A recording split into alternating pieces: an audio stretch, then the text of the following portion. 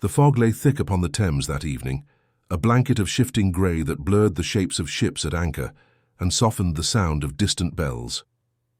London seemed caught between sleep and waking, its lamps glowing faintly through the damp haze like watchful eyes in the dark. It was in such a twilight hour that a telegram reached our rooms at Baker Street, calling Holmes and myself to the most unusual of tragedies. A keeper at a lonely coastal beacon had been found dead in his locked chamber, a revolver by his side, the tide pounding endlessly against the stone below. No witness had seen another approach, no footprint marked the sands, and yet whispers spoke of strange lights flashing across the surf. Even before I had read the final line, Holmes had risen from his chair, the ash from his pipe scattering like spent gunpowder. "Come, Watson," he murmured, his eyes alive with that cold fire which announced the chase. "The tide waits for no man, and neither does death. Before we follow Holmes into the damp corridors of the Lighthouse and the darker corridors of the human mind, I invite you, our faithful companions on these adventures, to lend your support to this chronicle. If the mysteries of Baker Street stir your imagination, then do take a moment to subscribe, to share these stories with others, and to remain at our side as we trace each shadow and footprint that destiny has left in its wake. For in these gaslit tales, every loyal listener becomes part of the investigation. Now let me set before you the course of our inquiry. The evening was one of those unusual London nights when the fog drifts like a living thing, curling into every doorway and coiling around every lamp-post with the stubbornness of a thief seeking entry. The lamps of Baker Street threw only the faintest circles upon the pavement below, and the steady clip-clop of a hansome's hooves was softened into a muffled rhythm that seemed to belong to some dream world rather than to the great throbbing city. Holmes sat in his usual chair by the fire, long legs crossed, his piercing eyes fixed not upon me but upon some unseen horizon of his mind. The blue spiral of tobacco smoke rose lazily from his pipe, mingling with the haze that clung stubbornly to our very window panes. I'd been making some notes upon an old case that might in time find their way into the pages of my journals, when the sharp clatter of footsteps outside broke the drowsy quiet of the room. A moment later, there came a brisk knock upon the door. Mrs. Hudson ushered in a boy in the scarlet uniform of the telegraph service, his cap shining with damp, and his cheeks flushed from the chill. He handed over an envelope sealed in blue wax, its edges smudged with salt stains, as though it had travelled some distance in rough weather. Holmes took it with that quick, nervous movement of his long fingers, tore it open, and held the flimsy sheet up to the lamplight. I observed the sudden tightening of his mouth, the gleam that flashed into his grey eyes.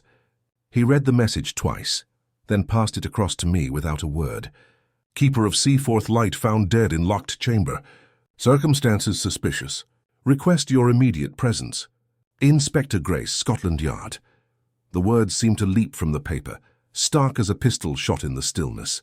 "A lighthouse keeper, Holmes," I exclaimed, "dead in his own tower and under suspicious circumstances. Why, the very setting sounds like the beginning of one of those dreadful sea yarns sailors tell in taverns." Holmes's smile was a mere tightening of his features. "The sea," he said, "has ever been the partner of man, Watson.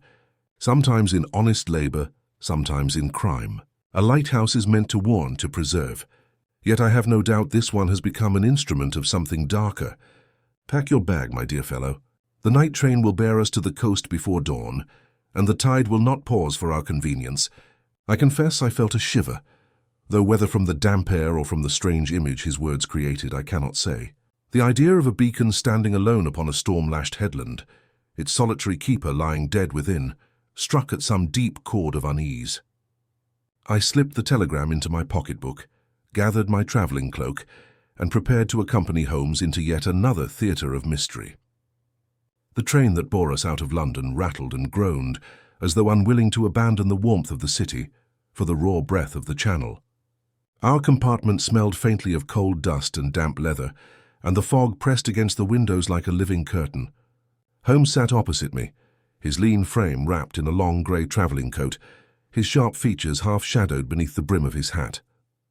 For some time he smoked in silence, the glow of his pipe an ember in the gloom, while I watched the shifting shapes of the countryside pass like ghosts beyond the glass. At length I ventured, "You are unusually quiet tonight, Holmes. Does the case present itself already in some clear shape to your mind? He turned those keen eyes upon me, eyes that seemed to pierce not merely the fog outside, but the very fog of uncertainty itself. "Consider the facts, Watson," he said softly.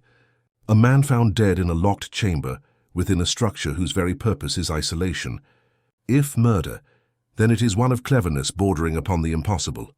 If suicide, then why the urgency of a telegram from Scotland Yard? Grace is not a man to trouble me for small matters. No, there is some part here which has confused him, and where Grace stops, it is my duty to advance." I warmed myself at the thought, for the tone in which he spoke was the very voice of the chase.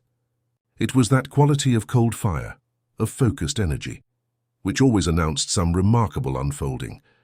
The carriage rocked, the lamps swayed, and the hours slid by in a rhythm of wheel and whistle.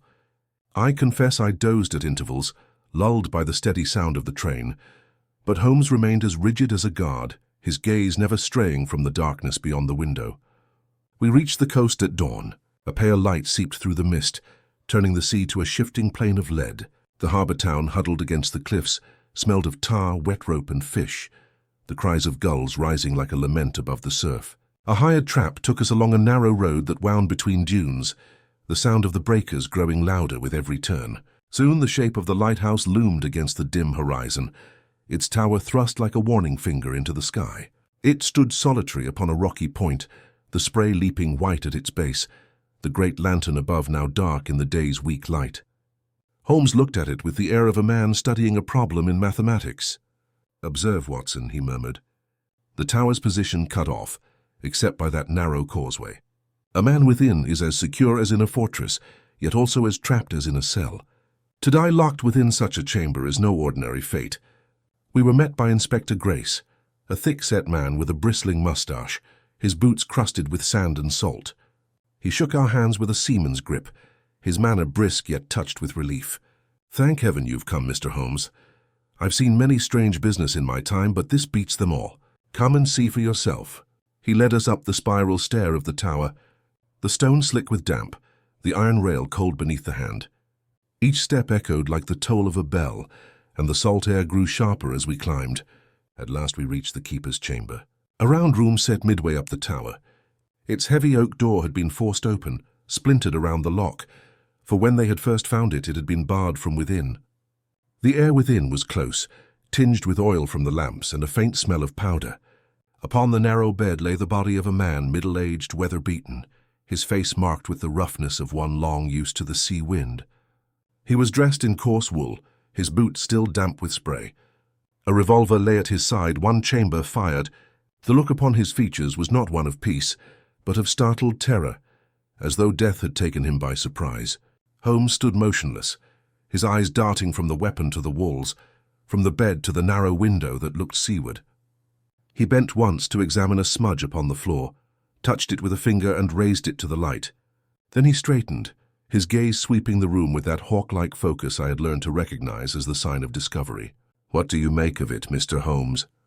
Grace demanded, his tone a mixture of challenge and appeal. Holmes did not answer at once. Instead, he moved to the small desk upon which lay the logbook of the lighthouse. He opened it, scanned a page, and allowed the ghost of a smile to play upon his lips. "The sea tells its story, Inspector," he said at last. "It is merely a matter of listening. The dead man has left us clues enough. The question is, will we understand them before the tide erases all?" I felt the chill of those words sink into my very bones. For in that dim chamber, with the salt spray rattling against the panes and the body lying stiff upon the bed, it seemed as though the sea itself waited hungrily outside, eager to claim not only the dead, but also the truth of how he died. The round chamber had that air of simple austerity, which so often belongs to places where solitude and duty are the sole occupants. The walls were whitewashed, though the sea had left its breath upon them in a delicate coating of salt. A narrow iron stove sat by the floor, a table with charts, a brass oil can, and the logbook stood beneath the little window that gave upon the grey vastness of water and sky.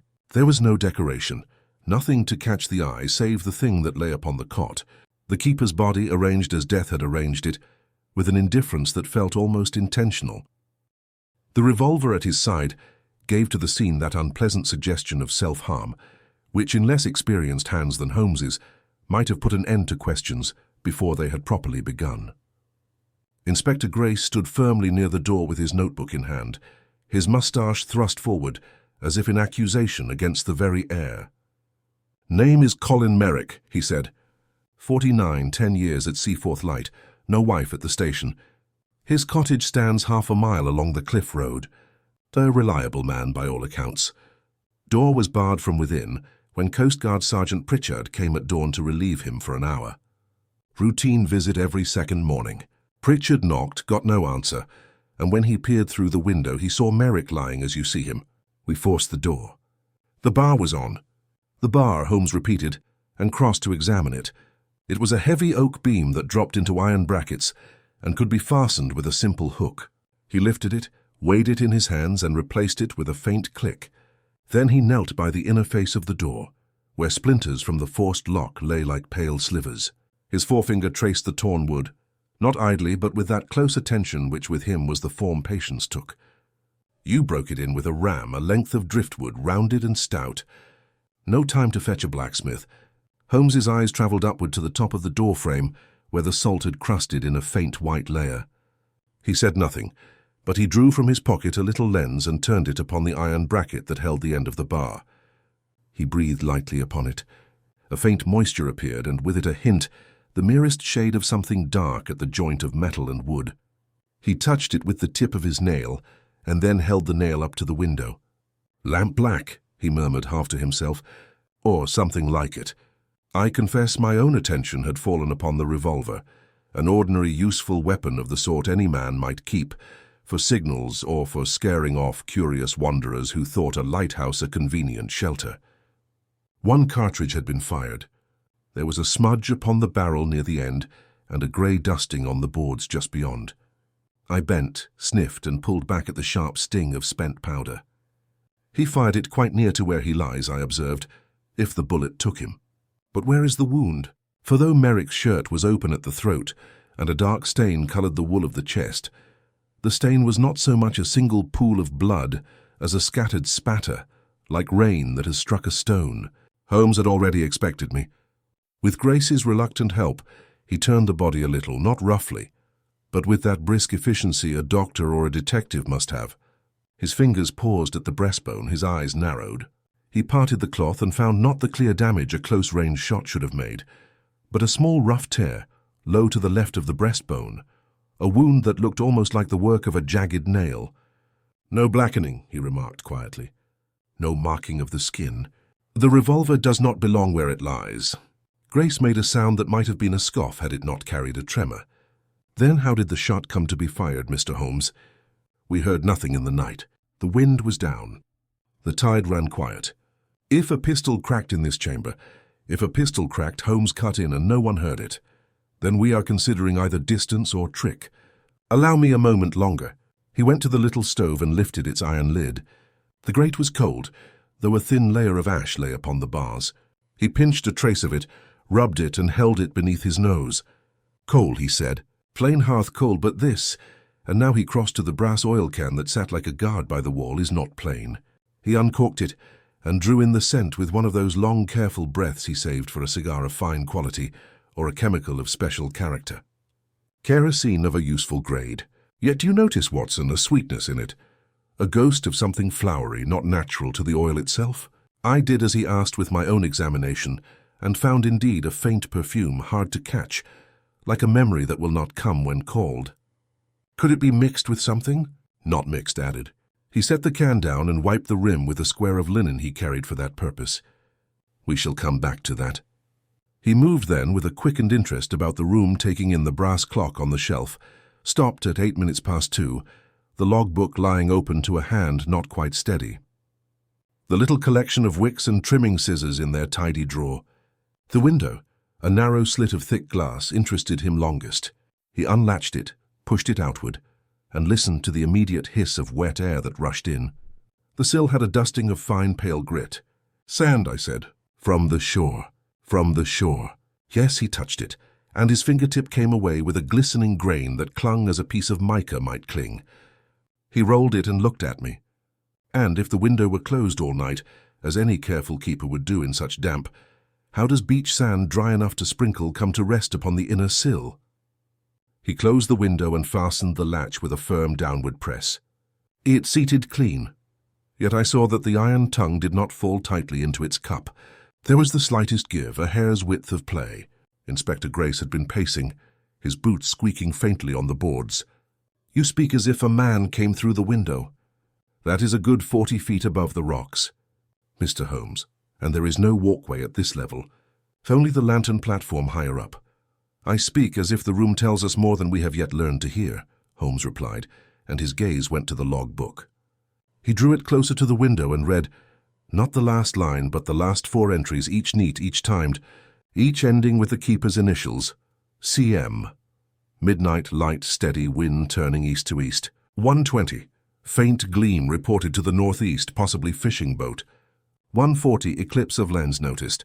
Cause unknown. 1:52. Wind drops. Sea quiet. 2:10. Here the hand faltered, the line broke off, and there was a blot where the pen had paused as if at a sudden sound. Holmes's finger rested above those 2 words. Eclipse of lens. In the hush that followed, I became sharply aware of the sea's low breathing at the base of the tower, the sneaking whisper of damp in the stones. You are thinking of the lantern, Holmes. I am thinking, said he, of anything which causes a light meant for truth to speak in lies. He shut the book and placed it where it had been. Then, with a suddenness that startled us both, he knelt at the bedside again, not to the body, but to the floor between the bed and the wall. His hand slid into the narrow space, searching, and came forth with a tiny thing that to my eyes might have been a crumb of wax. He held it on his palm. Wax, he said, coloured. See the tint, a yellowed colour, not the clear stuff. A cheap candle, perhaps. But why melt a candle near the floor? And why here? Grace shrugged, but uneasily. We found no candle burnt down in the room. Of course you did not. Holmes wrapped the crumb in paper and slipped it away. You found the appearance of a suicide in the ease of a locked door. He rose with that long, fluid motion of his and looked once more at the revolver, then at the little clock with its stopped hands. 8 minutes past 2. The shot, if it was a shot, must have been near that time, yet the wound tells of a narrow, violent puncture without the mark of flame. Consider, Watson, a dart launched without the announcement of powder, or a point driven by cunning hand. I stepped to the window again and looked out upon that sheet of dull metal the sea had become in the weak day. A bolt, a dart? Could some device discharge such a thing silently within the room? Holmes's eyes glinted. Many things can be made to fly in silence, given elastic, given spring, given weight and leverage. But before we build weapons in the mind, let us first attend to reason, means, and access. Inspector, who besides Sergeant Pritchard came to the tower this morning? No one. I set a constable at the foot of the stair while I sent for the surgeon and sent the boy with the wire to Baker Street. We touched nothing but the door, the clock, and the revolver. And the lantern, Grace coloured. We went up to see that the light was trimmed for the night, sir. The lens is sound. The burner was cold when we reached it, as you'd expect. Holmes nodded, not in satisfaction, but in the way a man nods to a fact he has already set aside. Very good. Now Merrick's cottage. We must know what his habits were, whom he feared, whom he loved, what debts he held, and what temptations might have been set before him. But first, I should like to speak with Sergeant Pritchard. Grace stepped to the door and called down the stair. Soon heavy boots rang up, and a broad-shouldered fellow in a pea-jacket, with a face the sea had carved into blunt planes, appeared at the doorway and tugged his forehead. You'll be Mr. Holmes, sir. I found him as he lies. Holmes pointed to the logbook. Sergeant, did Mr. Merrick ever mention to you any difficulty with the light? Any strange eclipses? Any rumors of ships complaining of false bearings? Pritchard shifted his weight and glanced almost guiltily at Grace. There's talk in the town, sir, but talk's cheap as spray. Some say they've seen little will-o'-the-wisps upon the water at night's lights, where there shouldn't be any. Fisher lads with a drink too many, maybe. As to the lens, well, he did say a week ago there was a strange shadow crossed it, but when we looked there was nothing. He was a careful man, was Merrick. Too careful to let the light lie. Too careful, Holmes repeated softly. And yet he writes of an eclipse and 8 minutes later silence. He turned to the stove again, and this time his attention fixed upon the iron backplate, where a faint arc of soot was of a different shade, as if something had pressed there and taken the warmth. He laid his palm upon it, then withdrew with a pleased little sound. "Ah, you felt something here this morning, Sergeant." Pritchard frowned. "Only that it was warm when we came in, sir, though the stove itself was cold. Thought it strange, but with the shock of the thing." "Warm?" Holmes echoed, a patch of warmth without a fire to account for it. A weight set there long enough to take the heat of an engine above and leave its ghost below. "Inspector, I will need your permission for a lantern this evening and access to the lantern gallery when dusk falls. Before then, we shall take a turn to Merrick's cottage." Grace grunted agreement, though he wore the look of a man being led from his comfortable beliefs towards a cliff edge. "You'll allow my constable to keep the rumours found." "You will allow nothing else," said Holmes, and the iron in his tone left no room for debate. He closed the window, drew the bar once more to feel its play, and then, as if some inward calculation had satisfied itself, he straightened and took up his coat. "Come, Watson." We descended the spiral, the sea's murmur growing louder, the smell of salt and oil giving way to the raw scent of weed and wet rope. Outside the day had lifted by a degree, enough to show the bleak beauty of that headland, with its rough grass flattened by the wind, and the gulls hanging like white scraps torn from a letter no man would ever finish reading. The path to the cottage followed the cliff's rim, and as we walked, Holmes's stride lengthened, the alertness in him rising like a sail catching a new breeze. "You have a theory," I ventured. "I have an attitude," he returned dryly. "Theories are nets, attitudes are knives. We shall need both before we are done." He slowed then and glanced back at the tower. Against the pale sky, Seaforth light looked less a beacon than a warning. "Note, Watson, the angle from the lantern to that notch in the rocks below. If a man were to create a signal not meant for honest sailors, he would consider sight lines as carefully as a mathematician considers his proofs. And the sweet scent in the oil, a kindness to the senses or a mark when men deal in secret, they thirst for marks known only to the knowing." "We shall see." The cottage stood low and square, with a neat garden scraped to its winter bones and a path of broken shells leading to the door. Holmes paused at the gate and bent, not to the latch but to a footprint half-pressed in the damp earth.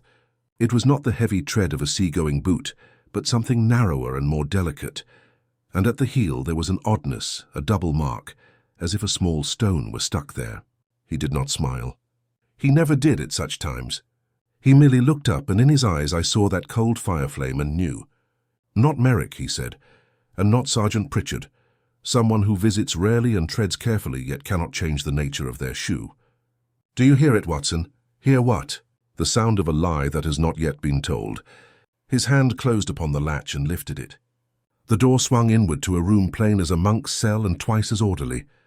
The smell of clean linen and lamp oil meeting us with that strangely domestic hush one finds only in places where a solitary man has made his own ritual against the wild surroundings.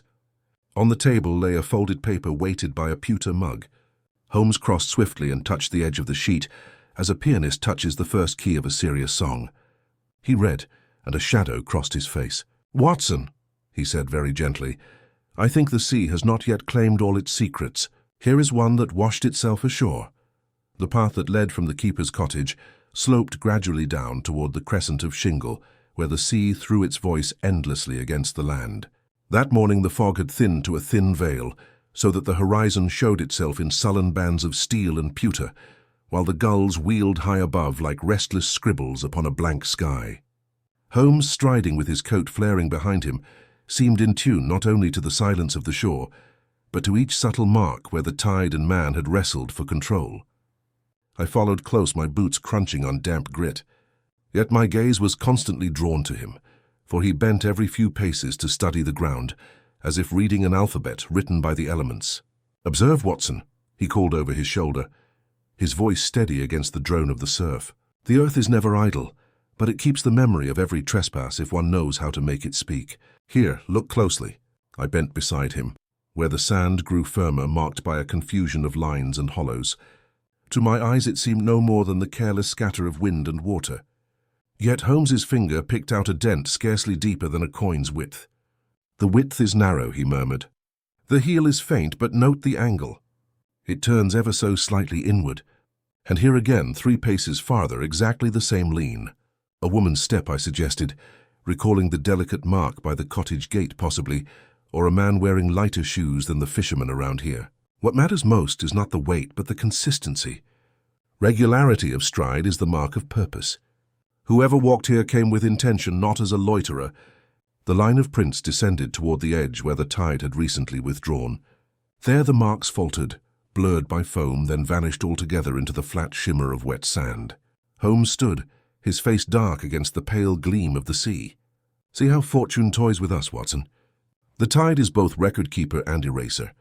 It records, then wipes clean. I could not help but feel the futility of that vanishing trail.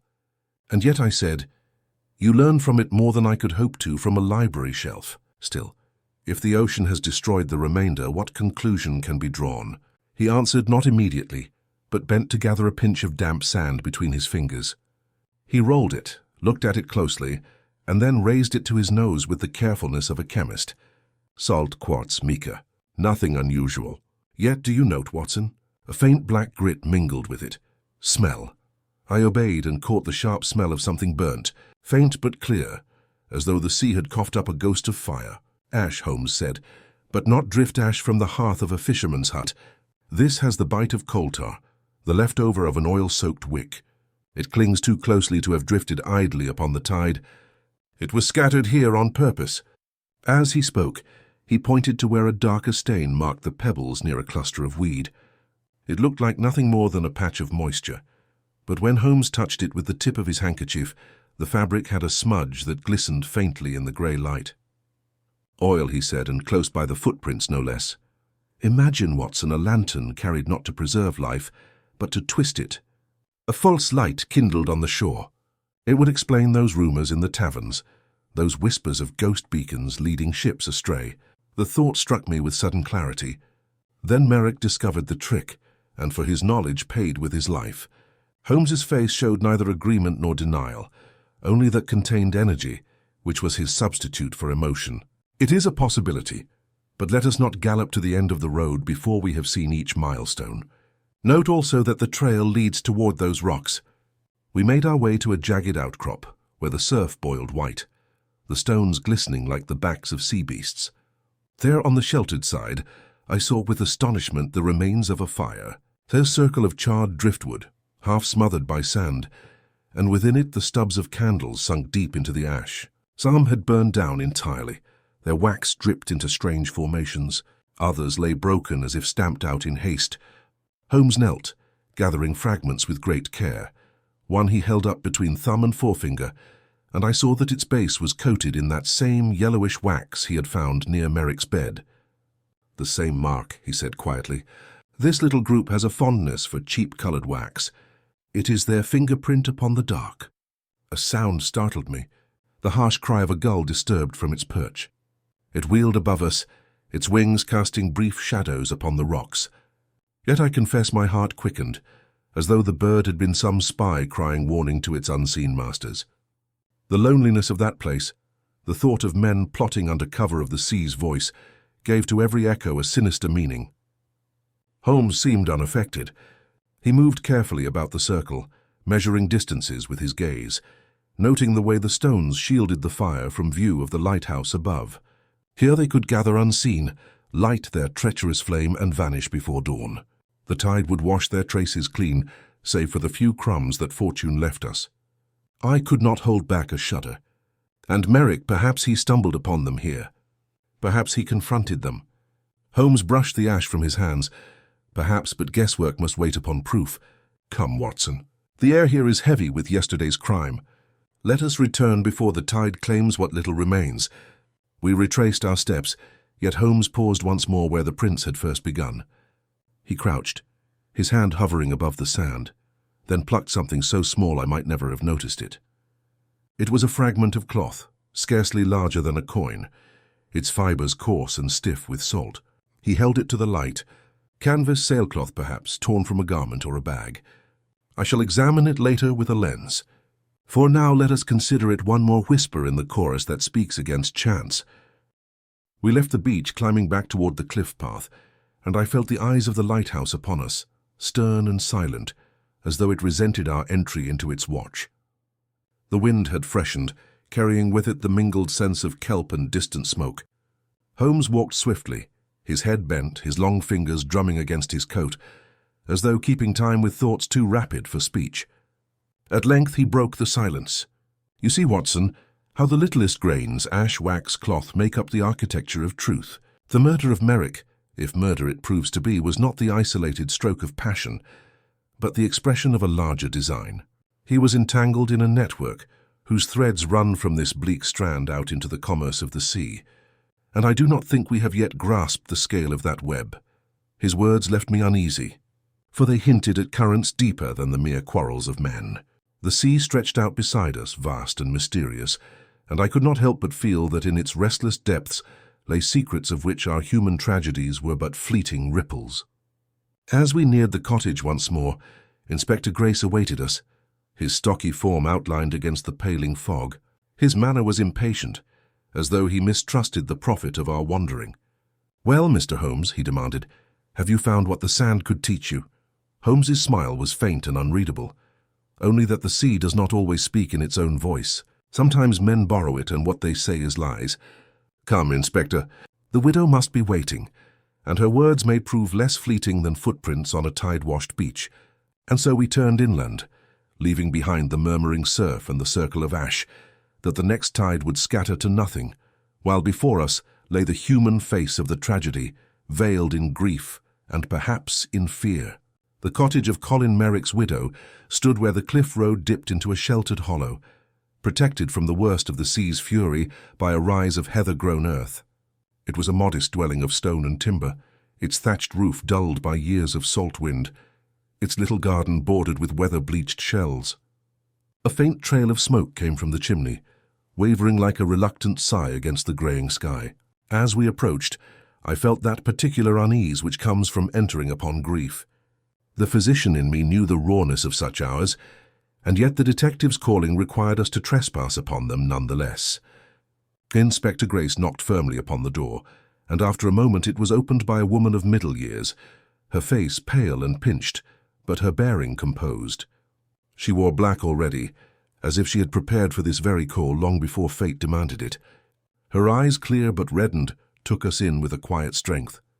"You are Mr. Holmes," she said softly, without question. Holmes bowed his head. "And this is Dr. Watson. We are deeply sorry for your loss, Mrs. Merrick. May we come in?" She stepped aside, and we entered a room of simple neatness. The scent of lavender clung faintly to the air, battling the ever-present smell of salt. Upon the shelf stood a single framed picture of her husband in his keeper's coat, a stern face with lines carved deep by wind and duty. The hearth was swept, the table laid with neither excess nor neglect. Everything spoke of order and restraint. "I know why you have come," she said once we were seated.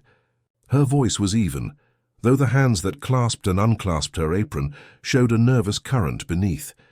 "They say my Colin took his own life, but I do not believe it. He was a man of habit, a man who carried his burdens silently, but never let them crush him." "He would not leave me, sir." "Your conviction does you credit," Holmes replied gently. "It is exactly to test such appearances that we are here. Did your husband confide in you any fear of late? Any unease in his work at the Light?" She hesitated, then shook her head. Colin was not one to speak much of his duties, yet he was restless these past weeks. He would rise in the night, go out to the headland, and return with a look upon his face I hardly knew how to read. Once I asked him what troubled him, and he only said, "The sea is not what it seems, Mary. It hides more than it shows, that was all." Holmes leaned forward, his long fingers pressed together. "Did he mention strange lights?" At that her eyes widened. "Yes," he said once that he had seen a glimmer where no ship should be, a beckoning flame that danced and then was gone. He muttered that fools would wreck themselves upon it if it continued. I told him it was no concern of his, but he only shook his head and said, "If the light misleads Mary, then I'm not a keeper but a Judas." I begged him to rest, but he carried his duty like a cross. The room was silent, except for the faint hiss of the fire. Could not but feel the ache of her words, the image of a lonely man burdened with knowledge too heavy for one pair of shoulders. Holmes looked at her keenly, though his tone remained measured. "Was your husband in need of money? Any debts? Any pressures from outside?" She straightened as if offended. "Colin was an honest man, Mr. Holmes. We lived simply, but we wanted for nothing. He had his wages from the board, and what little we saved went to keeping the roof sound and the lamp in oil. If there were debts, he never told me. Grace shifted impatiently in his chair, and yet a revolver lay at his side. Madam, you know how it must appear. Her face paled, but her voice did not waver. The revolver was kept in the drawer by the logbook. Collins said it was for signals only. Should the light fail or a ship need warning, he would never turn it upon himself. Holmes rose and walked slowly about the room, his eyes taking in each detail, the boots neatly lined by the door. The folded shawl upon the chair, the little shelf of worn books, maritime records, a Bible, a collection of ballads. He paused at the shelf, studying the picture of Merrick. Then he turned to the widow once more. Forgive me for pressing you, Mrs. Merrick, but on the night before his death, did he receive any visitor? Any message? She drew in a breath, her composure faltering. There was a knock at the door just after dusk. I was in the kitchen. When I came out, Colin was already outside speaking to someone. I could not see the face, only the shadow against the hedge. When he returned, he was troubled, more so than I'd ever seen him.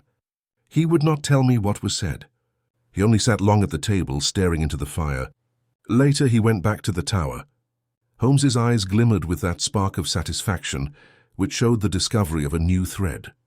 And you did not recognize the voice. She shook her head. Low, quick, as if afraid of being overheard. That is all I can recall. Holmes bowed his head in acknowledgement. You have been of great help, madam. Your husband's honor may yet be cleared. If you permit, I shall return should further questions arise. She clasped her hands tightly.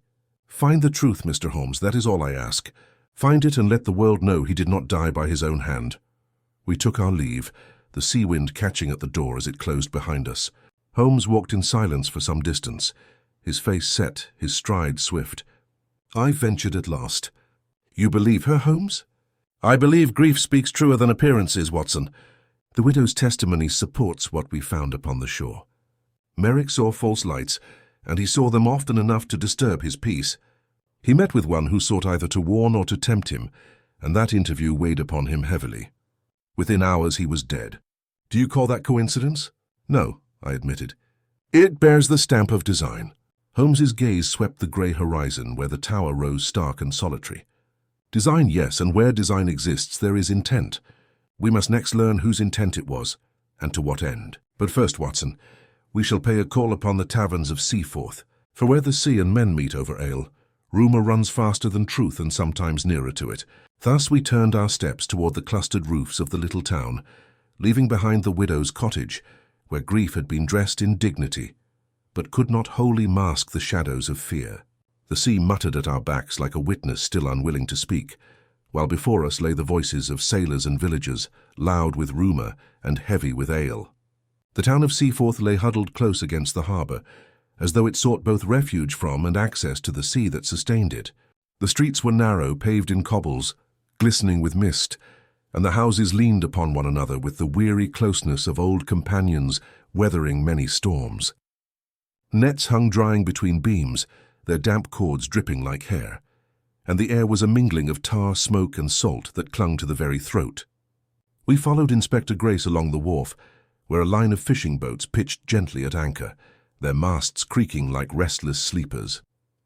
Beyond them, the fog still loitered in ragged banks, drifting in from the grey expanse of the channel.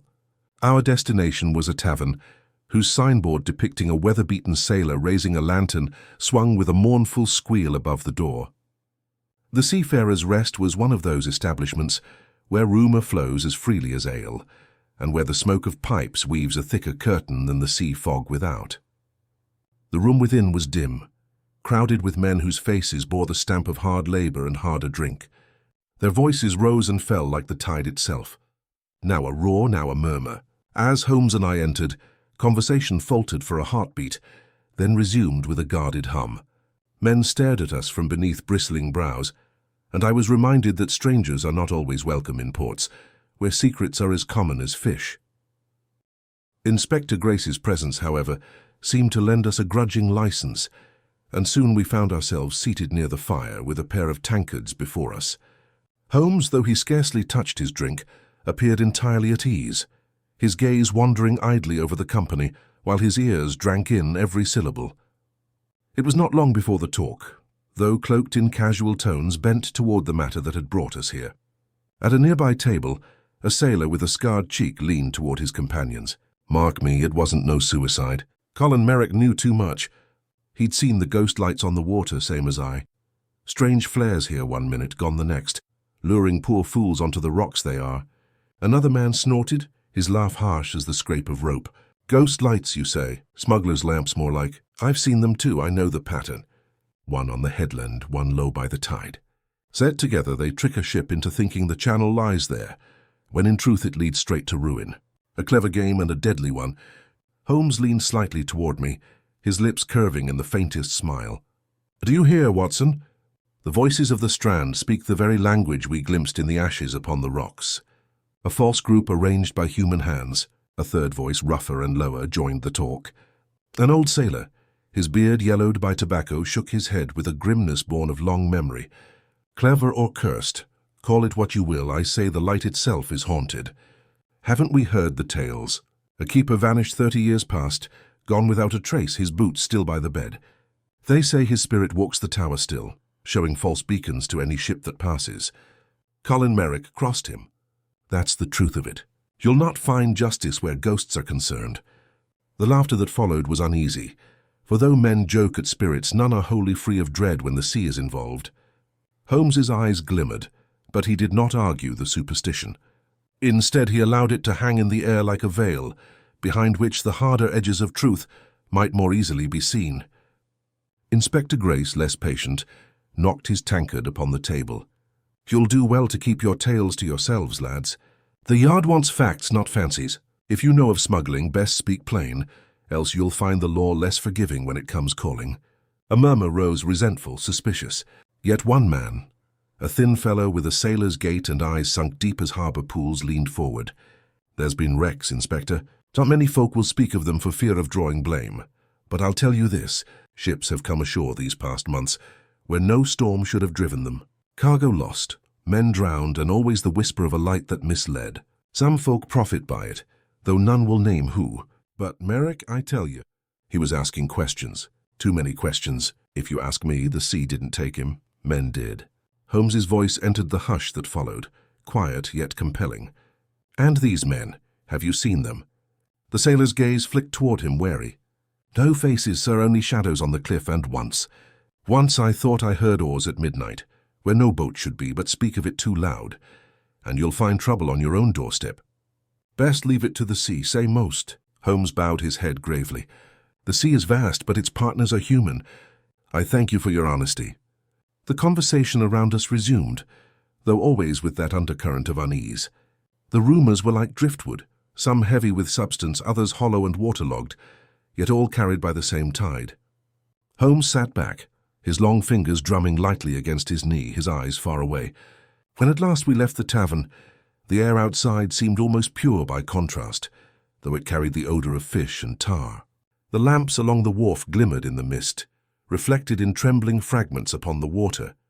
Holmes paused, drawing his coat close, and looked toward the dark line of the headland where the lighthouse rose. Do you mark the pattern, Watson? He asked softly. Smugglers' lamps, false signals, ships misled. Merrick saw too much. He may have stood between wreckers and their profit, and in such commerce, the price of silence is often a man's life. And yet I ventured, rumour alone proves nothing. Could it not still be suicide coloured by imagination? Holmes turned to me, his expression grave but not unkind. You are right to remind me of the edge between guesswork and fact. But the sand, the ash, the widow's testimony, the sailor's whispers, they converge, Watson. They sing one refrain, though each voice differs. The truth lies somewhere among them, waiting to be drawn forth. Inspector Grace, who had followed us, gave a grunt. You'll not take tavern talk to court, Mr. Holmes. I still say the simplest answer is the right one. Merrick despaired and ended it. All else is fancy. Holmes merely smiled, that faint smile that never warmed but often cut. Simplicity, Inspector, is a virtue when it rests upon bedrock, but when it floats upon sand, it is merely a mirage. Come, our next step must be to confront your fellow from the yard. I believe Lestrade has joined us by now. Thus, with the tide whispering at our heels, and the rumours of the Strand echoing in our ears, we turned once more toward the inn where Lestrade awaited. bringing with him the skepticism of official law and the inevitable clash between Holmes's quiet certainty and the law's demand for the plain and the provable. We found Inspector Lestrade at the harbour, in a narrow-fronted house with bow windows that looked upon the wharf and curtains yellowed by years of pipe smoke. He occupied a corner table with his back to the wall and a pot of strong tea at his elbow, his neat figure as compact and self-contained as ever. Though the salt air had pinked his cheeks, his expression retained that air of official skepticism which no weather could change. At our entrance he sprang up, shook Holmes's hand with brisk cordiality, and favoured me with a nod that blended politeness and impatience in equal parts. "So here you are at last, Mr. Holmes," he said, seating us and dismissing a hovering landlord with a glance. "I should tell you at once that the facts of this sad affair point, in my judgment, in a single direction." The door was barred within. The revolver lay at the deceased's hand, and there is no sign of another having entered. The surgeon declares a wound to the chest, small but fatal. It is the commonest of tragedies, a solitary man at a lonely post overcome by melancholy. Holmes accepted a cup and looked at the rising steam as if it spelled characters visible only to him. Common tragedies do not commonly summon me from Baker Street, Lestrade, nor do they smear lamp-black upon door-iron, scatter wax crumbs under a bed, or perfume their lamp oil with a scent more at home in a milliner's shop than in a lightkeeper's store. Lestrade's brows climbed a line. "Perfume, is it? You amaze me, sir. For my part, I prefer blood and bullets to a hint of roses." "Blood and bullets are at hand," Holmes returned mildly. "It is their arrangement I question. You will allow me, Lestrade, by coming up to the tower at dusk. I fancy the lantern will answer a few of your doubts more eloquently than I could." He agreed with a little flourish of his hand that implied he humoured us all, and we spent the remainder of the afternoon in a tour of such particulars as even Lestrade must note.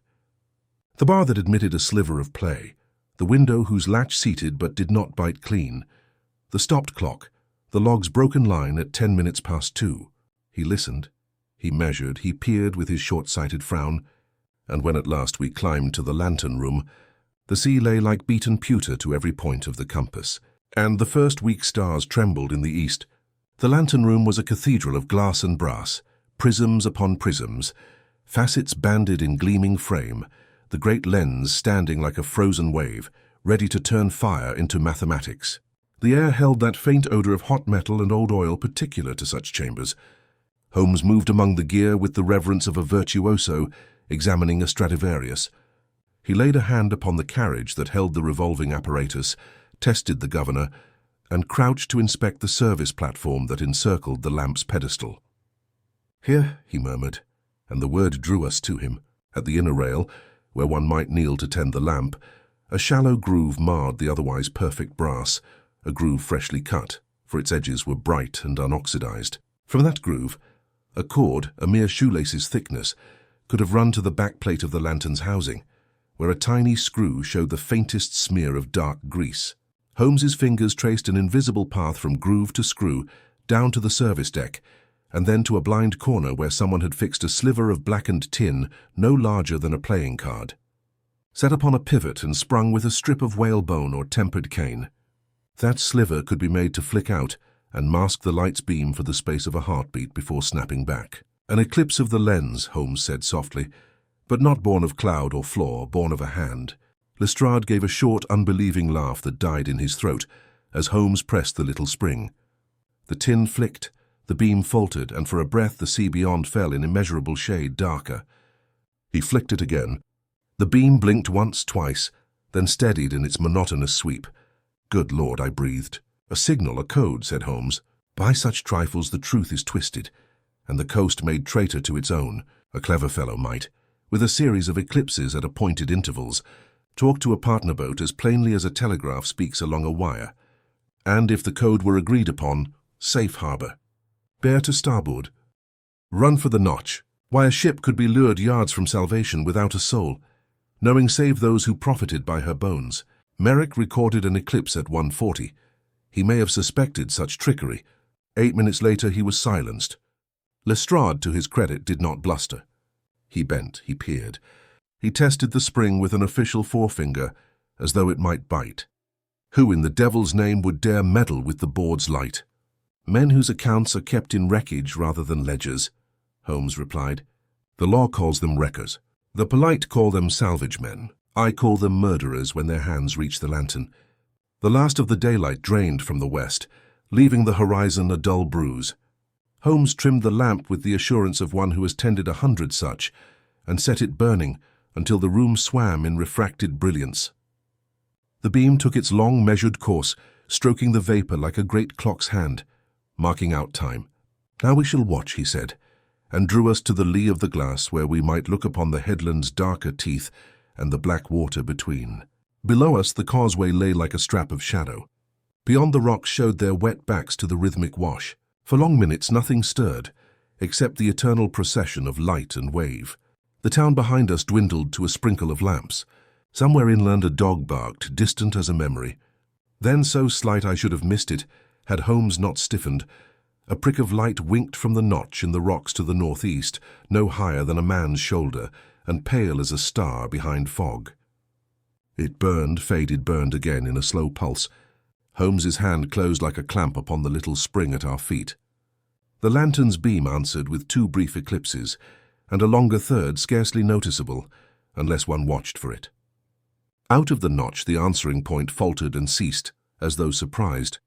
A darker blot detached itself from the greater darkness, no more than a boat shadow, easing back under the cliff. Lestrade's breath hissed. By heaven, you are right. There they are, bold as you please.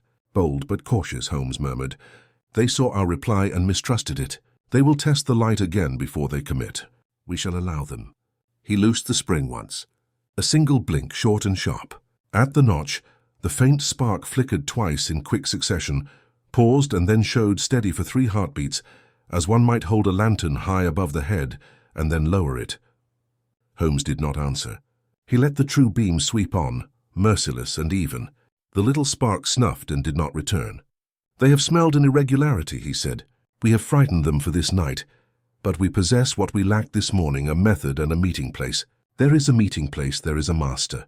Lestrade's eyes gleamed. We'll bring up men from the Coast Guard, set them under the cliff and have these villains by the collar at midnight. Holmes shook his head. You will net shadows. The crew we saw is but a feeler sent out from a safe distance. The brain sits farther back where oars drip without sound, and profits are counted. To catch the arm is something, but to break the hand that guides is better, Lestrade's mouth set. And you propose to set a pattern that invites a bolder move, Holmes answered. We shall announce tonight that the light was troubled by a mechanical fault. No human hand involved. We shall be observed and believed, for rumour here travels on the wings of gulls. Tomorrow the villains will be emboldened to try again, perhaps in fuller force, trusting that official nods. Meanwhile, you will place your men not under the obvious rocks, but along the back path to the Widow's Hollow, and upon the turf above the notch, where a watcher might stand with a shutter to answer the sea. Lestrade rubbed his chin. It is a long line for a small town. It is a narrow net for a very large fish, Holmes said, and there was that in his tone which allowed no discussion. We remained until the lamp's great eye had made a dozen revolutions, and the tide turning began to gurgle hungrily among the stones. Twice more a timid gleam teased the notch and vanished. Twice more Holmes denied it answer. At last he extinguished the spring device, and with the same care he had used to expose it, removed the pivoted tin and slipped it into his pocket. Evidence, he observed when Lestrade looked askance. If the Board of Trade does not yet possess a category for this abomination, we shall supply one. On the stair the chill struck us like a wet cloth. The tower's stone sweated, and our footfalls boomed in the hollow shaft. At the base, the wind carried the murmur of the inn and the far-off scrape of a boat's keel upon shingle. Holmes paused at the door and tilted his head, listening as a hound listens at a covert. Then he stepped out into the night, and the mist closed around us with a clammy closeness. We had gone but a dozen yards along the causeway, when a figure detached itself from the deeper dark at the path's bend, and came toward us with that quick, compact stride I should have known in any weather. Sergeant Pritchard lifted a hand to his cap. Begging your pardon, gentlemen. Message from town. Warehouseman down by the fish market says there's been a new crate stored behind the tar sheds, with no ship to its name. Markings foreign, he thinks, and here his voice dropped. Mrs. Merrick sent word by a neighbour that a man loitered near her gate at dusk. When she stepped out, he was gone. Holmes's eyes kindled. 2 lines converging, one ashore, one at sea. The web tightens. Lestrade, see that the crate is watched but not seized. Let the spider show himself. And the widow, I asked? She is under my particular care. Holmes said so quietly that it needed no force. We will place a constable within sight of her door, but not upon it. A frightened bird will not land where uniforms gleam. Lestrade pulled up his collar against the wet. You stake much upon their boldness. Villains that have profited grow slowly cautious, Holmes replied. But profit starved for a night grows rash. Tomorrow's tide is a spring tide, Watson. It lifts more than boats. We parted from Lestrade at the inn door, with arrangements laid as neatly as cards before a magician. Holmes and I stood a moment under the eaves while the rain began, a fine sneaking drizzle that silvered the lamplight and turned the wharf to a mirror. In that wavering glass, the lighthouse's beam walked to and fro like a guard counting the hours. Do you think they will come? I asked. Holmes's face was a pale oval in the gloom, his eyes remote. I think, he said, that we have touched the hem of a greater garment. Tonight they tested the light. Tomorrow they may test the town. Somewhere beyond that notch a hand grows impatient. I should greatly like to shake it. A cart rattled by, the horse's breath steaming, the driver's hat pulled low. Far out a bellboy tolled with the sadness of a single thought. Holmes drew me from the rain. But even within, as we took what rest we could, I felt the sea at the door like an uninvited guest, and behind it the intention of men whose commerce taught them to value wreck more dearly than rescue. The dawn that followed was of a pale sort, a thin light that seemed reluctant to lift the veil of mist from sea and shore. The gulls cried restlessly above the harbour, as though echoing some unquiet tide could still. Holmes had been wakeful all night, pacing the narrow confines of our lodging at the harbour inn, pausing at the window to watch the faint loom of the lighthouse beam, then returning to his chair, where his long fingers tapped incessantly upon the arm, as though marking the rhythm of thoughts too swift for words. I, for my part, had found uneasy rest, troubled by dreams of ghostly ships looming out of fog, only to shatter upon hidden rocks, while silent watchers laughed from the shore. At breakfast, Lestrade arrived, his manner brisk yet edged with fatigue. He had spent the night overseeing his line, and had little cheer to report. Nothing stirred by the widow's cottage, he said shortly. The tar sheds showed only honest fish barrels by the morning, though the crate remains where it was. No hand came to claim it. Holmes stirred his tea with an air of abstraction. No hand you observed, Lestrade, but hands may move in darkness and leave no shadow at dawn. Did you mark the crate's markings? Foreign characters? Greek, perhaps, or some such scroll? None here can make sense of it. Holmes's eyes glimmered. Then we must assume it travelled farther than France. Smuggling, yes, but smuggling with a wider compass. A single wreck may yield brandy or silk. A series repeated and controlled yields contraband in volumes, worth the risk of hanging. This is not the commerce of a fisherman's band, Lestrade. This is enterprise, and enterprise demands a master.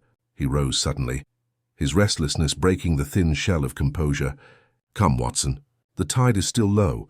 Let us walk the strand once more before the sea reclaims the night's footprints. We descended together toward the headland. The mist thinned as the sun, worn and reluctant, made a pale shield of the eastern sky.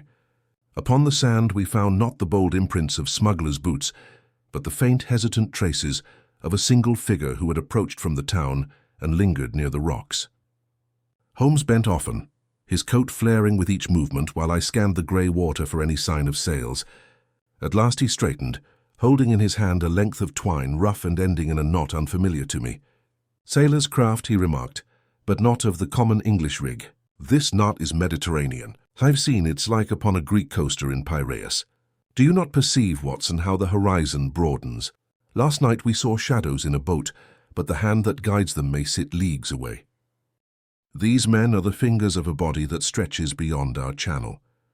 We walked on, and soon the tide drove us back toward the wharf.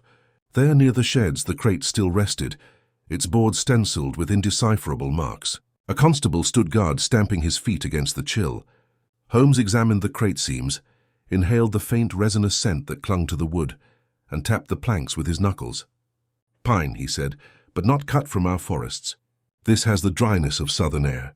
If we open it, Lestrade, we risk alarming those who placed it. Better to watch. Yet I will tell you what it holds.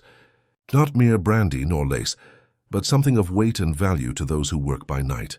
Ammunition, perhaps, or instruments contrived for signaling. We shall learn soon enough when its owner grows impatient. Lestrade frowned, clearly chafing at Holmes's refusal to seize the prize, but Holmes was already striding away, his eyes fixed on the horizon. That evening the mist thickened once more, muffling the town in a grey cocoon. Lights glimmered faintly behind drawn curtains, and the sea sang its endless hymn against the rocks. Holmes led us to the lantern room again, where we watched with that strained expectancy that makes every shadow suspect. Hours passed, the tide rose, the beam swept its unwearied course. Then, near midnight, a faint glow flickered far to the east beyond the notch of rocks. Holmes's face sharpened. "Not the fisherman's village," he murmured. "This lies farther beyond the headland. There is another signal at work." Through the glass we saw it clearly, a wavering lantern upon the water, moving in deliberate arcs. It rose, fell, vanished, then reappeared, as though answering some unheard call. Holmes's hand moved to the little spring device, but he did not press it. Instead he watched, his eyes narrowing. "They are not speaking to us," he said at last. "They speak to a partner beyond the horizon. A ship lies out there, Watson, beyond the reach of the eye, waiting upon these false lights. What if Merrick discovered not only the trick of the lantern, but the wider commerce it served? His silence would have been imperative. The beam swept on, indifferent, but in my mind's eye I saw a vessel out upon the dark swell, her crew straining at every signal, her fate tied not to providence but to the whim of men ashore. A chill ran through me that was not born of the night air. We descended at length, our thoughts heavy, in the inn parlour below where the fire burned low. Holmes sat long without speaking, his gaze fixed upon the map of the channel spread upon the table. He marked the headlands with a pencil, drew faint lines between them, then tapped upon a point midway across. "There," he said quietly, "there lies a meeting place. If one were to steer by false signals here, one would find oneself drawn straight upon that shoal. And if a welcoming boat awaited, what cargo might not change hands unseen? Merrick, by some unhappy chance, pierced the veil. He may even have threatened to expose it, and so he left the sentence unfinished, but the weight of it pressed heavily upon us all." Lestrade cleared his throat. "If you are right, Holmes, this is no small business. Smuggling's one thing, wrecking another, but this smacks of treason, of foreign agents making our coast their channel." Holmes looked up, and for a moment the firelight struck his face into sharp relief, showing every line of thought, every flicker of resolve. "It smacks Lestrade of enterprise that values neither life nor nation, only profit, whether the coin be English or foreign. The sea is their marketplace. Merrick became an obstacle. Obstacles are removed." The clock upon the mantel struck 1. Holmes folded the map, slipped it into his pocket, and rose. "We have glimpsed the shadow, Watson. Tomorrow we must grasp the hand that casts it." The following evening fell with a sullen heaviness, as though the sea itself conspired to conceal the truth beneath its shifting veil. A drizzle had set in, fine as breath upon glass, and the streets of Seaforth gleamed with a dim sheen beneath the oil lamps. Holmes, silent as ever, when the moment for action approached, led us once more toward the tower. The beam already swept its solemn arc across the fog-laden waters, a vast eye opening and closing in patient rhythm. Inside the lantern chamber, the machinery ticked and hummed with an almost monastic solemnity. The prisms caught the flame's heart and spun it outward, casting a trembling radiance upon the mist. Lestrade stood with arms folded, skepticism and curiosity warring upon his face. Grace had joined us as well, his heavy boots echoing on the iron stair. Holmes moved about the room with noiseless certainty, like a priest among relics. At last he paused before the pedestal, his long fingers resting lightly upon the brass rail. "Gentlemen," he said softly, "what you behold here is more than a beacon. It is an instrument. Within this lantern lies the secret that Merrick stumbled upon, and it is here we must look if we would hear the voice that summoned his fate." He produced from his pocket the small pivoted plate of blackened tin we had found the previous night. Holding it up, he let the lamplight glance off its edge so that it winked like a malicious eye. One such device may flicker a signal unseen by any, except those who know to watch. But Merrick, diligent and suspicious, discovered it. He wrote of an eclipse, and his hand faltered when death pressed upon him. Holmes knelt and examined the base of the lamp. With a swift gesture, he drew forth a thin tool from his pocket case and probed beneath the housing. A faint click answered, followed by the release of a concealed panel. From within, he extracted a length of cord wound about a pulley, its end stained with oil. Attached to it was a cluster of small shutters, cunningly made to spring across the lens when the cord was tugged from below. "Observe," he murmured, "here is no haphazard contrivance, but an engineered mechanism placed with skill and hidden with art. From the service room below, a man might draw this cord and command the light to wink as obediently as a signalman's lamp. The keeper above would notice only a passing shadow, unless he searched with exact care." Lestrade bent low, his eyes widening despite himself. "By the Lord, and this was set in the government's own lantern." Holmes's expression grew graver still. "Set by hands that had access, or bribed such as had. This is no work of a midnight intruder. It required hours of placement and knowledge of the lantern's heart. The plot runs deeper than a band of shore wreckers. Here is collusion with those entrusted to safeguard the coast." Grace muttered an oath beneath his breath, his ruddy face paling. "Then Merrick found it and paid the price." Holmes nodded. "He may have pulled the cord by chance or spied the shutters at work. His conscience compelled him to act, but his voice was silenced before it could reach the board. Murder cloaked as suicide, and all to preserve the machinery of deceit." He straightened and replaced the panel with meticulous care. The beam swept on, innocent in its grandeur, yet now to me it seemed a treacherous accomplice, capable of both salvation and ruin. I thought of the sailors who steered by its glow, trusting their very lives to its constancy, and shuddered at the thought of it speaking with a false tongue. Holmes, however, was far from finished. He crossed to the narrow stair that wound downward and beckoned us to follow. In the service room below, where the oil tin stood and the trimming tools lay, he pointed to a loop of cord half hidden behind a stack of rags. With a gentle pull he drew it taut, and above us we heard the faint scrape of metal shutters. He released it and the sound ceased. "There," he said quietly. "The hand that pulled this cord directed ships to their doom. Merrick, perhaps suspecting, left a trace of ash upon the floor where a signal candle burned, and sand upon his sill, where a partner leaned.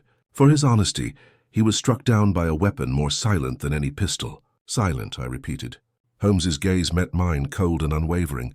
"Yes, Watson, recall the wound, narrow puncturing without powder stain.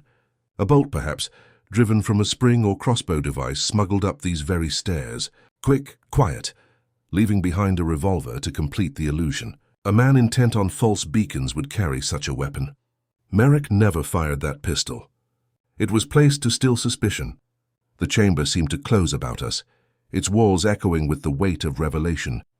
Lestrade swore softly. Grace wiped his brow, and I felt the stirrings of dread at the vastness of what lay hidden beneath these stones. Holmes spoke again, his tone now like steel drawn from its sheath. "Gentlemen, we stand not against common smugglers, but against a conspiracy that uses the very beacon of England as its tool. Ships can be lured, cargo transferred, fortunes built upon ruin, and should an enemy nation choose to exploit such channels, what then? A light turned false could betray a fleet." For a moment none of us spoke. The hum of the machinery and the sigh of the sea were the only sounds. Then Lestrade drew himself up, his skepticism broken by the sheer weight of proof. "You have them, Holmes. By heaven, you have them. But how do we drag them into the open?" Holmes's eyes gleamed with that cold fire I had seen on many a night when the chase was near its height. "By baiting them with their own signal. Tonight we shall give answer to the shadows beyond the horizon, but on our terms. Let them believe the light still serves their commerce. They will come closer, emboldened. Then we shall strike." He replaced the cord carefully, leaving every sign as though untouched. We descended at last into the raw night air. The drizzle had ceased, but the fog clung thicker than before, muffling every sound save the boom of the surf. As we walked back toward the town, Holmes's figure seemed more than ever like that of a guard himself, tall and lean, striding through mist with purpose none could shake. He paused once, looking back toward the tower, its beams sweeping solemnly across the night. "The lantern's secret is unmasked," he said softly. "Now we must unmask the men who dared to make it speak lies, and when they come for their signal we shall be waiting." The fog closed in once more, the harbour lamps gleaming dimly through its folds. Yet beneath its veil I felt the stir of approaching conflict, as though the very sea itself held its breath for what must follow. The day wore itself out beneath a sky the colour of tarnished pewter.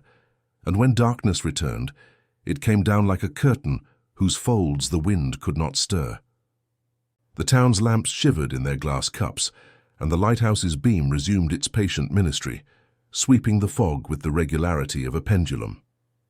Holmes had set his pieces with the exactness of a chess master. Lestrade's men lay in twos along the turf above the notch and upon the back path to the Widow's Hollow.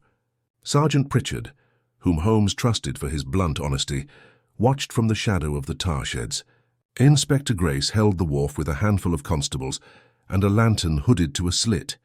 As for ourselves, we stood once more in the lantern room, the glass breathing against our cheeks and the flame's heart beating in its brass cage.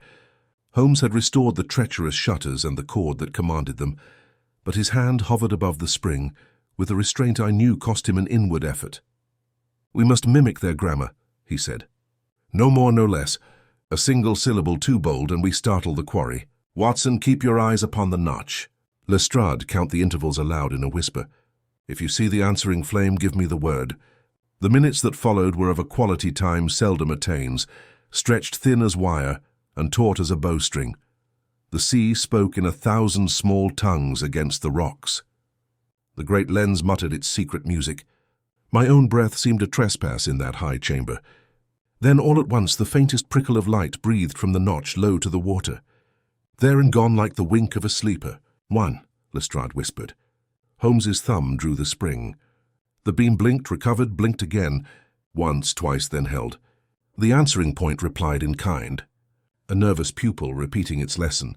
Farther out, so far that at first I mistook it for a star imprisoned in vapor. Another pale gleam stirred and began to creep. It was not a star. It rose, sank, and rose again with the pulse of a hull-meeting swell. "They are coming in," Holmes murmured. "And bold, too. Do you see how the outer light translates the inner? One ashore speaks to one afloat, and between them a pathway opens like a lie told in two voices." He let the spring flick twice more at the appointed rhythm, and then removed his hand altogether, trusting to the true beam to play its ancient part. "They expect 3 blinks and a dark hold," he said. "They have had 2. They will lean nearer, peering under the cliff to see if their partner stands firm. That is the moment." We left the lantern to its vigil, and descended swift and silent, the stair booming beneath our feet like a muted drum. Outside the fog lapped at us with cold breath. Our boots struck the causeway with a damp thud. Holmes drew me aside into the lee of the stone, and for a time we were only 2 darker shadows within the night. Then came the softest of sounds from below the headland, the dry lick and hush of oars feathered by practiced hands. Holmes's fingers brushed my sleeve, a signal of readiness, and we moved. The causeway ended in a tumble of great stones, where the path fell away toward the notch. There Lestrade and his nearest men crouched, their faces small pale ovals under the brim of their hats, their batons and pistols held low. Holmes sank to one knee and peered round the rock's shoulder. I followed, and what I saw fixed itself upon my mind with that indelible precision that belongs to moments of peril. A boat lay under the cliff with its bow to the notch, a long, lean craft built more for speed than for burden. 2 men pulled at the oars with that noiseless swing I had heard and doubted. A third stood in the stern, a lantern muffled in his cloak. On the ledge above him, scarcely 10 feet higher, a 4th figure was poised in a dark greatcoat, one gloved hand shielding a shuttered lamp, the other lifted as if to command the sea itself to halt and go by turns. The lamp's shutter slid back the width of a coin and closed again. Once, twice, our echoes returned to us from the stone. Holmes's hand brushed Lestrade's wrist. No shout, no rush. He merely pointed, first to the man on the ledge, then to a thicket of gorse on the turf above the notch where another shadow crouched, as still as if it had grown there. That second watcher was inland, upon the path that led toward the Widow's Hollow, a relay then shore to ledge, ledge to sea, and behind it all a mind that placed each piece where the law would least expect it. The boat nosed inward. In the stern, the cloaked man lifted his lantern high and held it steady for the count of 3, an answering phrase. The figure on the ledge turned, and in that slight shift the lamplight, however strangled, struck the brim of his hat and the lower plane of his cheek. I saw the profile as if etched in steel, a sharp nose, a narrow mouth, the jaw of a man whose economy of speech extended to his compassion. Then the light slid back beneath the shutter, and he was darkness again. Holmes's breath touched my ear. "That is the heel that bit twice at the widow's gate." "You know him?" "I know his shoe," he returned, "and the stride we read upon the sand." "Hush!" All hung upon the next seconds. The boatmen rested on their oars. A coil of line slid like a black snake across the water. A shape bumped against the boat's flank. A cask, perhaps, or a crate. The covering reeds tied cleverly to mimic a raft of weed.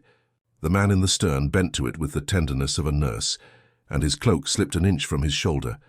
The oarsman glanced up, and in that instant Holmes rose. Now he said, not loud, but with a resonance that travelled like a spark along a fuse. Lestrade's whistle cut the night with a shrill that tore the fog. From the turf above the notch, 2 constables sprang and pinned the inland watcher where he crouched. From the shadows at our level, men surged forward with ropes and cuffs. Down on the water, the boat lurched as the oarsmen snatched for their muffled pistols. A shout in a foreign tongue cracked the hush. The stern lantern went out. The line to the crate went slack. Holmes was in motion before any of us, leaping from boulder to boulder, with that lively, precise energy that astonishes until one recalls how his mind runs. He gained the ledge in 3 bounds. The figure there wheeled to meet him with something that flashed in his hand. It was not a knife. The stiff arm, the rigid wrist, told me the weapon before I heard its whisper. A spring bar, compact as a folded trap, fitted with a bolt no longer than a man's palm. "Down, Holmes," I cried, but the bolt had already flown. A blur, a hiss, a thud against stone where his shoulder had been. Holmes was upon the man in the same breath, and the 2 went to ground in a welter of cloak and struggling limbs. The shuttered lamp spun, spat a thin thread of light, and went out. Below, Lestrade's men swarmed the boat like beetles upon a floating log. One oarsman broke for the notch, slipped, vanished, and did not rise. The other flung himself backward and produced a pistol from beneath his belt. I saw the growing circle of its muzzle, and felt that curious coolness that sometimes comes to a man in battle, as if his thoughts had distanced themselves from his blood. Before the shots sounded, Sergeant Pritchard struck from the side with the butt of his own pistol, and the weapon went wide, its report swallowed by fog and surf. The stern man jammed an oar between 2 rocks and tried to lever the boat free. The crate, half caught, knocked and bobbed, its reeds peeling away to show a corner of stenciled board, and the dull gleam of tin within. Holmes and his adversary fought in silence, save for the rasp of breath and the scrape of boots upon stone. The man fought like one who had been schooled to it. No flourishes, no rage, only those exact economical movements by which a man preserves his wind and cuts his enemies by degrees. Twice his hands searched for the spring bow where it had fallen. Twice Holmes denied it him with a shift of his weight and a prisoning of the wrist that would have made a wrestler proud. At last the man attempted a new expedient. He went limp as if yielding. Holmes's grip altered, and in that fraction the fellow twisted like a fish and was up, darting along the ledge with a speed that gained him a yard, then 2. Lestrade had seen the turn and scrambled to head him off from the lower rocks, but the way along the upper turf was momentarily free. The fugitive took it, not toward the town as I had thought, but down the narrow back path that lost itself among the gorse toward the widow's hollow. For an instant the thought chilled me with a savage clarity. The man would seek a hostage, a door between us and justice. Holmes was after him like a greyhound from the slip. I slower followed with what speed I could, while behind us Lestrade barked orders that scattered his men along the cliff and the causeway both. The path showed itself only as a paler thread in the fog, bounded by prickle and blackthorn.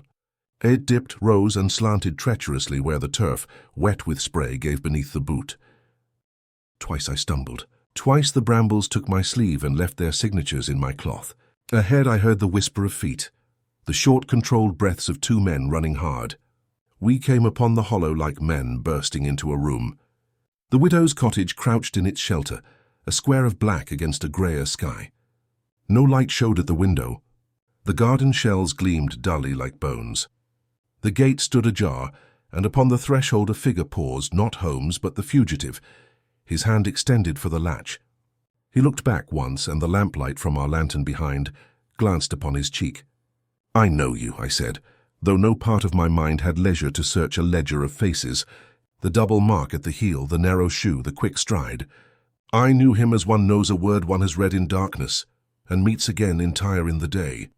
I had seen him pass the tar sheds on our first evening, a clerkly fellow with a ledger under his arm and a hat pressed low against the wet.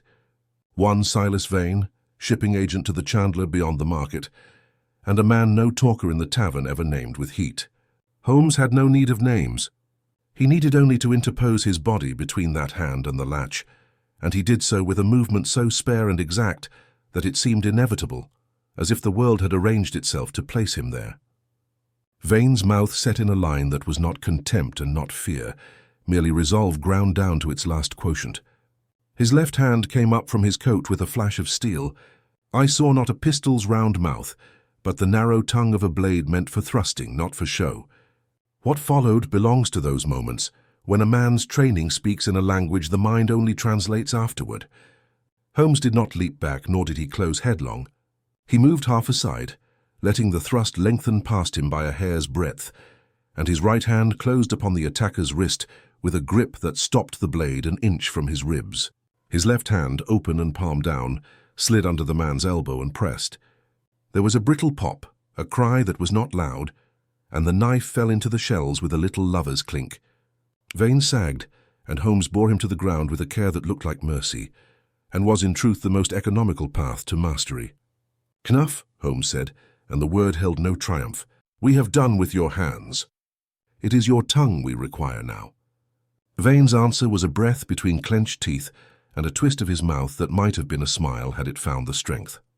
"You require," he said, each syllable clipped, "what the sea has taught me not to give."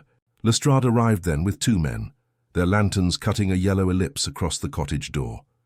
He saw the knife, the sprung wrist, the thin, determined face, and he let out a breath that had been waiting in him for an hour. "By the devil! We have you, my lad," he nodded to the constables. "Bind him!" Holmes rose and stepped back, but his gaze had gone past Vane to the door which had opened the breadth of a hand. In that narrow gap a pale face hovered, the widow's eyes wide, lips parted, one hand to her throat as if to hold silence in. Holmes bowed to her very slightly, and the door moved again, closing with the softness of one who has seen enough and trusts what will follow. We brought Vane to his feet and bore him up the path, the lantern weaving its narrow tongue of light over gorse and stone. Behind us, the sea gave a long, exhausted sigh as if an old plot had come to a pause between acts. Down by the notch, men shouted and answered. The crate was hauled to the ledge, its reeds dripping. Grace's lanterns bobbed upon the wharf, and somewhere a bell clanged discordantly, half alarm, half jubilation. At the head of the path, Vane stumbled, recovered, and turned his face to Holmes. "You think you've stopped it?" he said very quietly. There was something in the way he shaped the pronoun that made it broader than one man's pride. "You've cut a cord in a single tower. The sea is a long coast, Mr. Holmes. Lights blink where you are not." Holmes's reply was equally soft. "The sea is long, Mr. Vane, but a web announces itself by the tremor of a single strand. To pluck one is to learn how the others are stretched." Vane's eyes, dark and unchanging, shifted once toward the harbour, toward the tar sheds where the crate had waited, then farther to the east, where the fog lay thickest. In that glance lived an address, a name he would not speak. Holmes did not follow it with his eyes, but I saw that he read it as surely as I. We gained the inn-yard where Lestrade had set a table beneath the eaves. There Vane was secured and seated, his injured arm bound with the rough skill of men who have dealt with worse at sea. The crate pried open yielded its heart. Not brandy, not silk, but tins bearing a foreign mark and packed in sawdust thick as chaff. Holmes lifted one with the caution of a man who expects a sting. When he turned it, the stenciling showed itself in clearer characters, the same hand as upon the boards near the tar sheds. "Oil," he said, "but not for lamps. This is a distillate more volatile than kerosene, useful for engines, useful for flame." And here he scooped a smaller parcel from the sawdust, light as a bird in his hand. Inside lay the little shutters by the dozen, cut and sprung to pattern. "A franchise," he added, and the word made Lestrade blink. "Supplies for other lights, which might be taught to speak the same false language. Your warehouse man was not over-scrupulous, Inspector. He was a node in a chain." Vane laughed then, not merrily. "Chain web. Take your metaphor and hang a man by it. You know the word, but not the names." Holmes's face was very still. "Names are the last veil. We shall lift it. You have done enough this night to put a rope within the law's reach of your throat. Speak, and you may yet look at the sea in 10 years' time." Keep silence, and you will see it through bars until the morning they bring you out to a yard without gulls." Vane turned his face away, jaw set, a muscle twitching like a tug at anchor. He said nothing. The rain began again, soft as breath, turning the inn-yard to a sheet of mica. Lestrade gave the order to take the prisoner within and post men at every door. Pritchard, his cap clamped low, stamped the cold from his feet and cast an eye toward the lighthouse, where the beam went on and on, indifferent to commerce and crime alike. Holmes, till then, had stood with his head bent and his hands deep in his pockets, the outline of his profile cut clean against the lamplight. Now he straightened, and his gaze travelled once more to the east, where the fog-wrapped horizon had swallowed that distant creeping star. "Watson," he said lightly, as if we were to stroll to Simpson's for supper, "we have taken a hand that holds a shutter and a boat that carries tins. Tomorrow we must ask after the purse that pays for both. It will not be found in Seaforth's taverns." I felt the fatigue of action upon me. That pleasant heaviness that comes after fear has done its work, and left only the body to confess it. Yet within that weariness another feeling stirred, a sense that the business, far from concluded, had only shifted to a wider stage. The widow's pale face behind her door, Merrick upon his narrow bed, the tin shutters in Holmes's palm. All these were beads upon a string whose end vanished into the fog. We stood a minute longer under the eaves, listening to the rain thread the darkness. Then Holmes looked at me sideways, and there was the ghost of a smile at the corner of his mouth. "Do you observe, my dear fellow," he said, "how often the sea teaches a man to translate distance into danger? Shadows beyond the horizon, you called them. Tomorrow we shall see who cast them, and from what shore." The morning that followed our capture of Silas Vane broke clear and hard. The fog swept away by a brisk wind from the east. The sea, no longer muffled, revealed itself in merciless brilliance, every wave cresting with the whiteness of broken glass. The town, shaken from its uneasy slumber, bustled with rumour.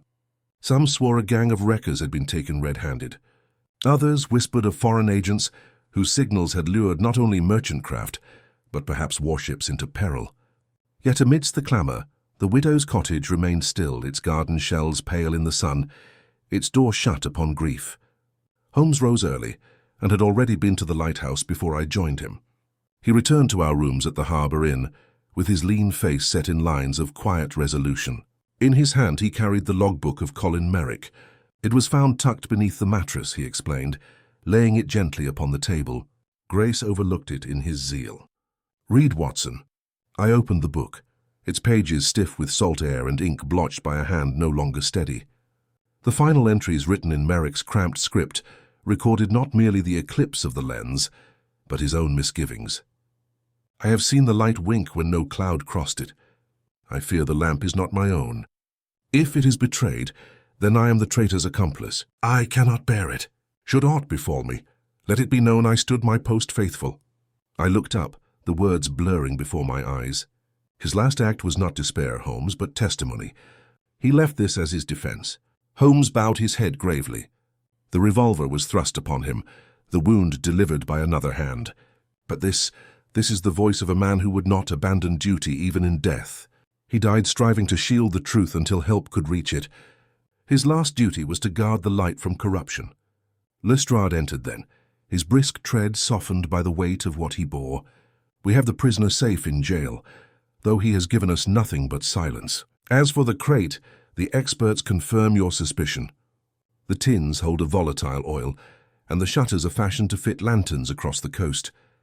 If this trade is not checked, half the beacons of England may one day wink false." Holmes received the news without triumph.